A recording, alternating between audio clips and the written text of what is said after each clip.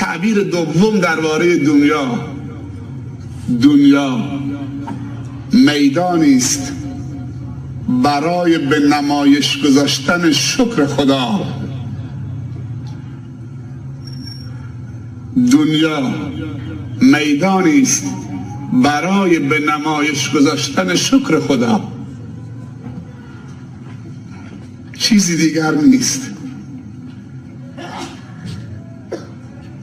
و هرچی شکرت بیشتر میشه توفیقاتت بیشتر میشه. یک شکر خدا 100 تا توفیق دیگر به همراه داره. روانشناسا میگویند هر انسان یک پروژه هست. اگر تو بتونی یک انسان رو داشته باشی یک پروژه دارید. اما قرآن چیز دیگر میگوید. اما پیامبر صلی الله علیه وسلم چیز دیگر میگوید هر انسان شاکری به درگاه خدا که قدر نعمتهای خدا را میداند، هر ثانیه زمانش و عمرش یک پروژه است. این فکر انسان میتونه هر ثانیه یک پروژه جدید طرح بکنه، ازش کم نمیشه. ما عادت کردیم تو شب 12 ربیع الاول یک برزنجی بخونیم، بلند بشیم، دست ببندیم رسول الله آمد،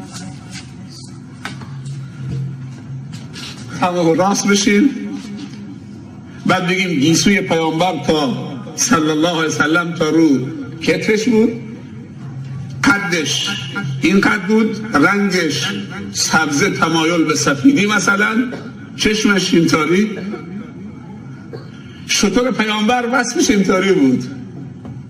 چه عبادتی گیرت آمد تو بدونی شطور پیامبر اینطوری بود یا گیسوش.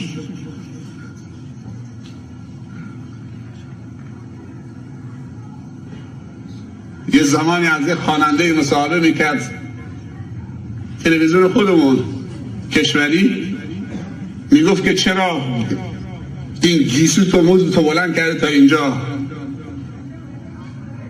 خواننده میگو اقتدا به سنت پیامبر. هستن تو کوچه ها،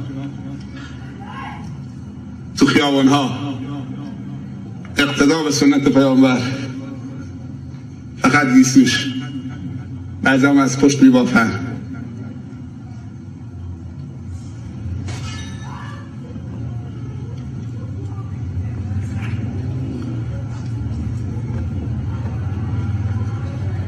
اونا جزء معلوماته.